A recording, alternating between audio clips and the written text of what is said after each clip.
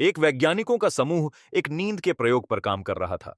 उन्होंने कुछ व्यक्तियों को एक नियंत्रित वातावरण में रखा था, ताकि नींद से वंचित रहने के प्रभावों का अध्ययन किया जा सके। पहले कुछ दिन सामान्य थे, लेकिन फिर एक प्रतिभागी, रोहन, ने अजीबोगरीब हेलुसिनेशंस अनुभव करना शुरू कर दिया। उसके साथी एक-एक करके भयानक रूपों में बदलने लगे। सुजाता की आंखें रक्त लाल हो गईं और आदित्य की हंसी गहरी, झकझोरने वाली हो गई। यह सब क्या हो रहा है? रोहन चिल्लाया, लेकिन कोई सुनने वाला नहीं था। हर रात वह उन बदले हुए फेसेस को देखता, जो कुछ अनकही इच्छाओं से भर गए थे। भागने की तड़प। एक रात रोहन ने देखा कि वे सभी उसके चारों ओर खड़े हैं।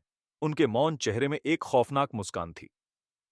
हम यहां से निकलना चाहते हैं, आदित्य बोला, लेकिन उसकी आवाज तो केवल गूंज रही थी।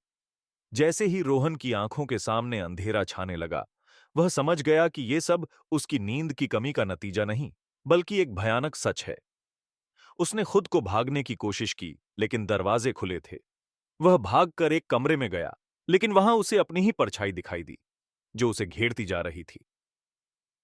तुम्हें हमारी तरह बनना होगा, उसकी परछाई मुस्कुराई, और तभी रोहन को एहसास हुआ कि वह अब आखिरी विषय है।